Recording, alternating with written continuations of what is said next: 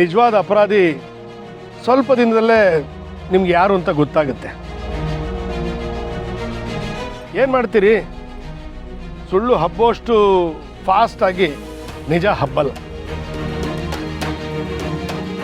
ನಮ್ಮ ಜನ ಸತ್ಯನ ಒಪ್ಕೋತಾರೆ, ಸುಳ್ಳನ್ನು ಧಿಕ್ಕರಿಸ್ತಾರೆ ಅನ್ನೋ ನಂಬಿಕೆ ನನಗಿದೆ. ಮೇಡಮ್, ಇದೇ ಮೊದಲು ಎಲೆಕ್ಷನ್ಗೆ ನಿಲ್ತಿದ್ದೀರಾ. ತಂದೆ ಮಿನಿಸ್ಟರ್ ಆಗಿದ್ರು ಅನ್ನೋ ಧೈರ್ಯನಾ? ಯುವಕರು ರಾಜಕೀಯಕ್ಕೆ ಬರಬೇಕು ಅಂತ ನೀವೇ ಎಲ್ಲ ಕಡೆ ಹೇಳ್ತಾ ಇರ್ತೀರ. ಶ್ರಾವಣಿ ಅವಳ ತಂದೆ ಅನುಭವನ ತಿಳುವಳಿಕೆನ ಬಳಸ್ಕೊಳ್ತಾಳೆ ಹೊರತು ಅವಳ ತಂದೆ ಹೆಸರನ್ನ ಬಳಸ್ಕೊಂಡು ಗೆಲ್ಲೋದಿಲ್ಲ. ತಂದೆಗಿಂತ ಇವಳು ತುಂಬ ದೊಡ್ಡ ಹೆಸರು ಮಾಡ್ತಾಳೆ ಅನ್ನೋ ನಂಬಿಕೆ ನನಗಿದೆ. ಮೇಡಮ್, ನೀವೇನು ಮಾತಾಡ್ತಾ ಇಲ್ವಲ್ಲ? ರಾಜಕೀಯದಲ್ಲಿ ಮಾತೇ ಮುಖ್ಯ. ಎಲೆಕ್ಷನ್ ಬಗ್ಗೆ, ನಿಮ್ಮ ಕ್ಷೇತ್ರದ ಬಗ್ಗೆ ನೀವೇನು ಅನ್ಕೊಂಡಿದ್ದೀರಾ? ಎಲೆಕ್ಷನ್ಗೆ ಮಾತೆ ಮುಖ್ಯ ಅಂತ ನೀವು ಹೇಳಿದ್ರಿ. ಆ ಮಾತು 100% ನಿಜ. ಆದರೆ ಎಲೆಕ್ಷನಲ್ಲಿ ಮಾತಾಡೋರ್ಗಿಂತ ಮಾತನ್ನು ಉಳಿಸ್ಕೊಳ್ಳೋರು ಮುಖ್ಯ. ಮಾತನ್ನು ತಪ್ಪೋರ್ಗಿಂತ ಮಾತನ್ನು ನಡೆಸ್ಕೊಳ್ಳೋದಕ್ಕೋಸ್ಕರ ತನ್ನ ಪ್ರಾಣನೇ ಪಣಕ್ಕಿಡೋರು ಬೇಕು. ಎಲೆಕ್ಷನ್ ಅನ್ನೋದು ನನ್ನ ಗೆಲುವಿನ ಪ್ರಶ್ನೆ ಅಲ್ಲ, ಜನಗಳ ಗೆಲುವಿನ ಪ್ರಶ್ನೆ. ಇಲ್ಲಿ ಗೆಲ್ಬೇಕಾಗಿರೋದು ಜನಗಳು.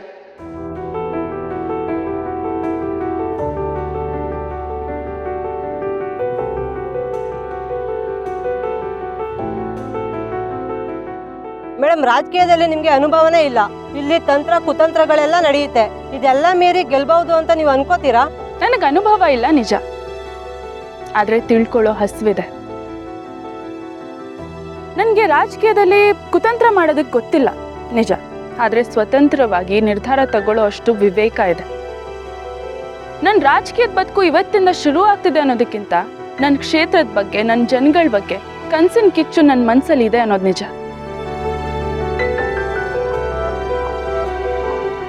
ಇಂಥ ಮಾತುಗಳು 1000 ಇರಲಿ, ಆದರೆ ಪ್ರಾಕ್ಟಿಕಲ್ ಆಗಿ ಈಗಿನ ರಾಜಕೀಯದಲ್ಲಿ ಗೆಲ್ಲಬೇಕು ಅಂದರೆ ದುಡ್ಡು ಬೇಕು.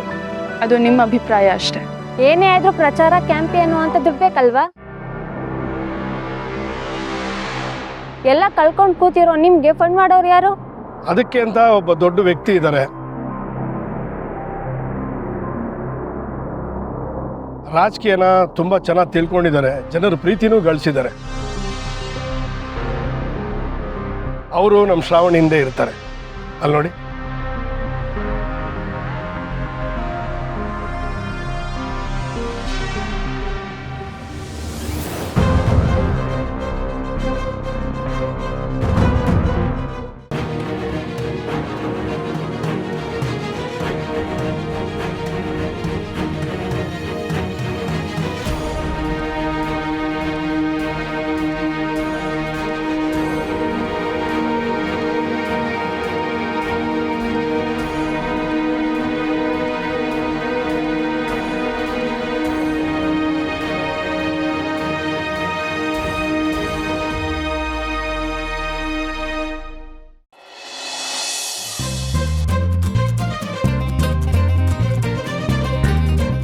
ನಾನು ಇನ್ನೂ ಈ ಮನೆಯಲ್ಲೇ ಇದ್ದರೆ ಹಿಂಗೆ ಮಗು ಜೊತೆ ಆಟ ಆಡ್ಕೊಂಡು ಕಾಲ ಕಳಿಬೇಕಾಗತ್ತೆ. ಈ ಮುರುಕ್ಲು ಮನೆಯಲ್ಲೇ ಆಯಸ್ ಕಳೆದೋಗುತ್ತೆ. ಇರೋಷ್ಟು ದಿನ ಎಂಜಾಯ್ ಮಾಡಬೇಕು, ಬದುಕನ್ನು ಬಂಗಾರದ ಹಾಗೆ ಕಳಿಬೇಕು. ಏನು ಮಾಡಲಿ ಆ ವಿಜಯಾಂಬಿಕಾ ಎಲೆಕ್ಷನಿಗೆ ನಿಲ್ತಿದ್ದಾಳೆ. ನಾನೀಗ ಅವಳ ಮನೆಗೆ ಹೋಗಿ ಅವಳ ಜೊತೆ ಡೀಲ್ ಮಾಡಿಕೊಂಡ್ರೆ ಸಹಾಯ ಆಗ್ಬೋದಾ? ನೋಡೋಣ, ಯಾರು ಮೇಲ್ಗೈ ಸಾಧಿಸ್ತಾರೆ ಅಂತ ನೋಡಿಕೊಂಡು ಅವ್ರ ಕಡೆ ವಾಲ್ಕೊಂಡ್ರೆ ನನ್ನ ಕೆಲಸ ಆಗತ್ತೆ.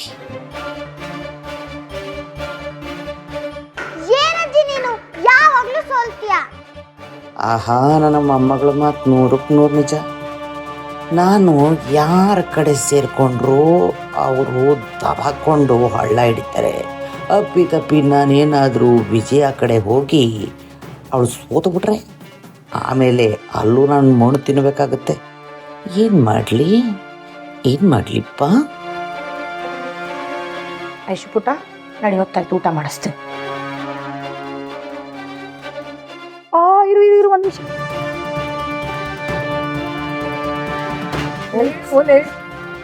ಮೂರುವರೆ ಗ್ರಾಮ್ ಇರೋದಷ್ಟೇ. ಪದೇ ಬಟ್ಟೆಗೆ ಸಿಕ್ಕಾಕೊಳ್ತಾನೆ ಇದೆ. ಯಾವಾಗ ಮುರಿದೋಗುತ್ತೋ ಏನೋ. ಏಯ್, ಅದೇ ಹಳೆ ಓಲೆನ ಎಷ್ಟು ದಿನ ಅಂತ ಹಾಕತ್ತೀಯ? ನಿನ್ನ ತಮ್ಮಂಗೆ ಹೇಳಿ ಒಂದು ಹೊಸ ಓಲೆ ಮಾಡ್ಸಾಕಳದಲ್ವಾ? ಹಾ ಏನು ಹೇಳ್ತಿದ್ದೀರಾ ಕಾಂತಮ್ಮ? ಈಗಲೂ ನನ್ನ ಮಗ ಇವಳಿಗೆ ಓಲೆ ಮಾಡಿಸ್ಕೊಡ್ಬೇಕಾ? ಯಾಕೆ ಅವ್ನಿಗಿರೋ ಕಷ್ಟ ಸಾಲ್ದಾ? ಯಾಕೆ ನಿಮ್ಮ ಮಗನಿಗೆ ಹೇಳೋಕ್ಕಾಗಲ್ವಾ ನಿನ್ನ ಹೆಂಡ್ತಿಗೊಂದು ಓಲೆ ಮಾಡಿಸ್ಕೊಡೋ ಅಂತ? ಹೋಗ್ಲಿ ಬಿಡಿ, ನನ್ನ ಮಗಳಿಗೆ ನನ್ನ ಓಲೆನೇ ಕೊಡ್ತೀನಿ.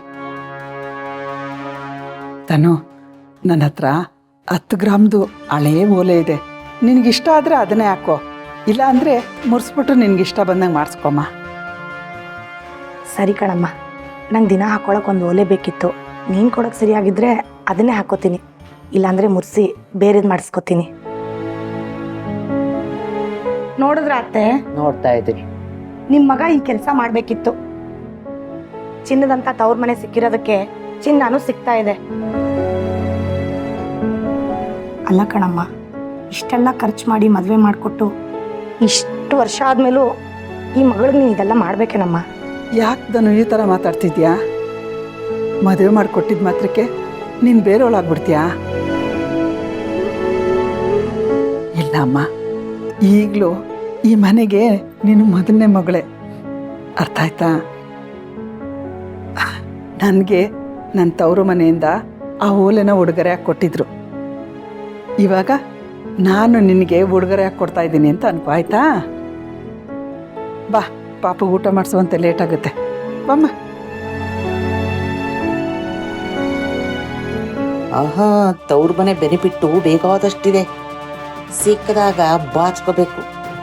ತವ್ರ ಮನೆ ಸಪೋರ್ಟ್ ಸಿಕ್ಕಿದ್ರೆ ಹೆಣ್ಣು ಮಕ್ಕಳಿಗೆ ಓನೇ ಬಲ ಬಂದ್ಬಿಡುತ್ತೆ. ನಡಿಲಿ ನಡಿಲಿ.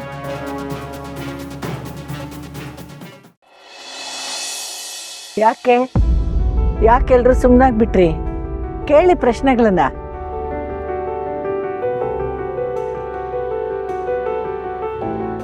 ಲಲಿತಾದೇವಿ ಅವರು ಇದುವರೆಗೂ ಎಲೆಕ್ಷನ್ಗೆ ನಿಂತಿಲ್ಲ. ನಿಮ್ಮ ಸಪೋರ್ಟಿಂದ ನಿಮ್ಮ ಮೊಮ್ಮಗಳು ಗೆಲ್ತಾಳೆ ಅಂತೀರಾ? ಕೃಷ್ಣ ಮಹಾಭಾರತದಲ್ಲಿ ಯುದ್ಧ ಮಾಡಲೇ ಇಲ್ಲ, ಅಸ್ತ್ರ ಬೆಳೆಸಲಿಲ್ಲ. ಆದ್ರೂ ಯುದ್ಧದಲ್ಲಿ ಪಾಂಡವರನ್ನ ಅವನು ಗೆಲ್ಲಿಸ್ದ. ಹಾಗನ್ ಮಾತ್ರಕ್ಕೆ ನಾನು ನನ್ನ ಮೊಮ್ಮಗಳನ್ನ ಗೆಲ್ಲಿಸ್ತೀನಿ ಅಂತ ಅರ್ಥ ಅಲ್ಲ. ಈ ಕ್ಷೇತ್ರದ ಜನರು ಕೃಷ್ಣನ ಸ್ಥಾನದಲ್ಲಿ ನಿಂತು ನನ್ನ ಮೊಮ್ಮಗಳನ್ನ ಗೆಲ್ಲಿಸ್ತಾರೆ. ಆ ನಂಬಿಕೆ ನನಗಿದೆ.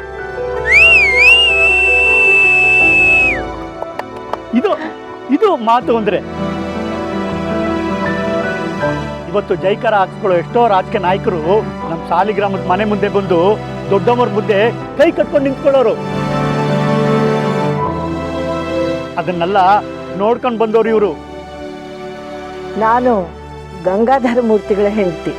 ಈಗ ನನ್ನ ಗಂಡ ಇಲ್ಲದೆ ಇರಬಹುದು, ಆದರೆ ಅವ್ರ ತತ್ವ, ಸಿದ್ಧಾಂತ, ಆದರ್ಶ ನನ್ನಲ್ಲೂ ಇದೆ, ನನ್ನ ಅಳಿನಲ್ಲೂ ಇದೆ, ನನ್ನ ಮೊಮ್ಮಗಳಲ್ಲೂ ಇದೆ.